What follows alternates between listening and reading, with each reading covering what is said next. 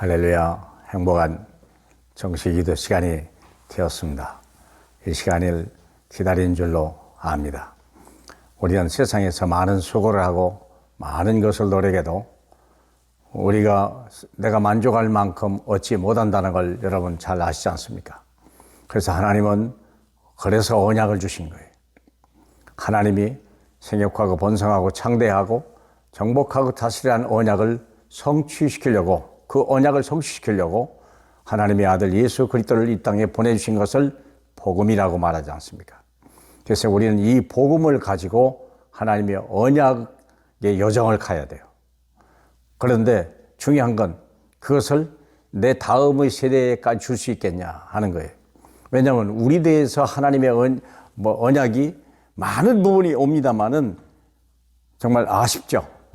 왜냐하면 하나님은 사랑하는 자에게 천대까지 복을 준다고 했으니까 그게 똑같은 게 아니에요. 점점 더 심오하고 점점 확대되고 점점 정말 이 감히 헤아릴 수 없을 만큼 엄청난 축복을 주는 거거든요. 결국 아브라함이 이삭에게 서밋의 전달 사명을 잘 감당한 거예요. 어떻게 됐나 하여간 봅시다. 창세기 26장 1절로 4절입니다. 아브라함 때 첫 흉년이 들었더니 그 땅에 또 흉년이 들매 이삭이 그랄로 가서 블레셋 왕 아비멜렉에게 이르렀더니 여호와께서 이삭에게 나타나 이르되 애굽으로 내려가지 말고 내가 네게 지시할 땅에 거주하라. 이 땅에 거리하면 내가 너와 함께 있어 네게 복을 주고 내가 이 모든 땅에 너와 네 자손을 주리라.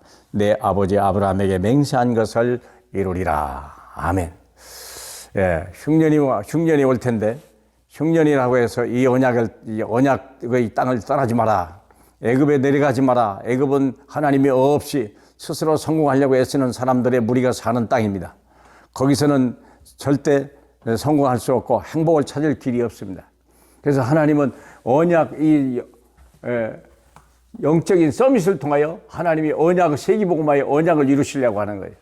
그래서 말씀을 주는 것입니다. 말씀을 줬어요. 자, 그럼 먼저 한번 봐요. 언약이 이삭이에요. 창세기 22장 모리아산에서 아브라함이 자기 아들을 번제물로 드리라고 할 때 그는요 하나님을 믿은 거예요.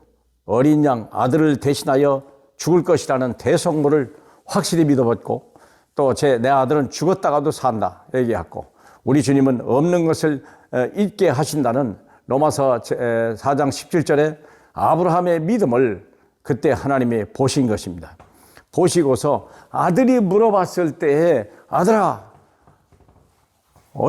번제할 어린 양은 하나님 아버지께서 여호와께서 친히 자기를 위해 준비하시리라. 얼마나 확실히 얘기했으면요. 이삭이라고 하는 사람이 젊은 나이에 100세가 넘은 이 노인네를요 밀치지도 않고 거절하지도 않고 도망가지도 않고 아버지가 묶을 때 그냥 묶이고 또 아버지가 칼을 죽을 때도요 그는요 아브라함의 하나님을 믿은 거예요. 아브라함의 하나님이 이삭의 하나님이 되는 순간이 그겁니다. 그때 하나님이 아브라함아 부르신 거 아닙니까? 아브라함아 그걸 놓아라.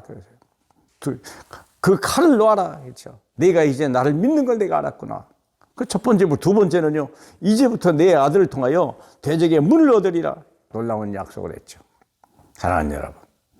우리가 정말 십자가의 어린 양 예수 그리스도의 십자가에 죽었다 살아신 그 엄청난 복음의 비밀을 알 때 그것이 우리 자녀들에게 언약 전달에 성공할 수 있는 거예요.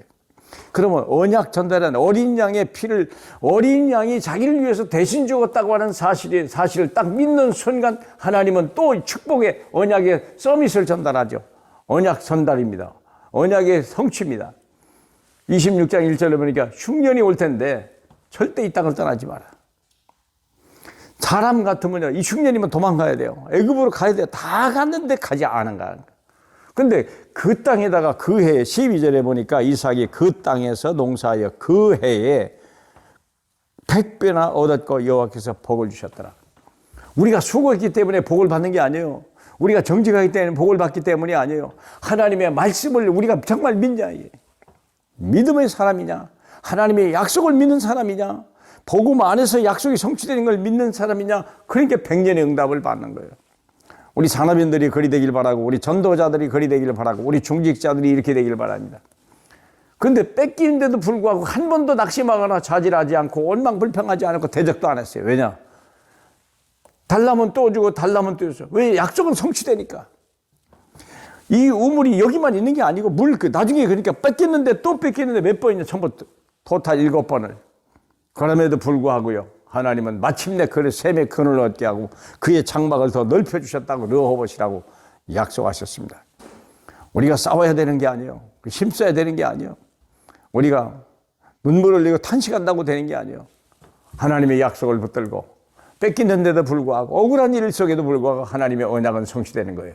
뭘 때문에요? 그 땅을 떠나지 않은 거예요. 그리스도를 떠나지 않은 거예요. 약속의 땅을 떠나지 않은 거예요.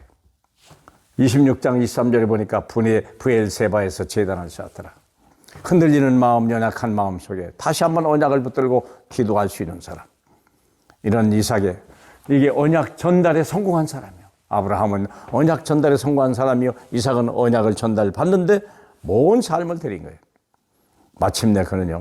한 시대를 살리는 증인이 되고 주인공이 되셨습니다. 저희 여러분이 이런 응답을 받으시길 바라고 이런 언약 속에서 오늘도 귀한 날 되시길 주님의 이름으로 축복합니다. 우리 하나님 감사합니다. 우리가 한 가문을 선택하셔 우리를 언약의 시조로 삼으시니 감사합니다. 하나님 아버지 우리의 자녀들이 우리의 손손 다 이 언약 계승의 언약 전달에 성공할 수 있도록 도와주시고 하나님 우리의 언약이 여기서 끊어지는 어려운 일을 당하지 않도록 언약 전달에 실패한 이스라엘 백성이 430년 동안 애굽에서 노예 생활한 것 같이 그런 일이 다시 우리 가문에서 이루어지지 않도록 성령의 역사에 주시옵소서. 예수님 이름으로 기도합니다.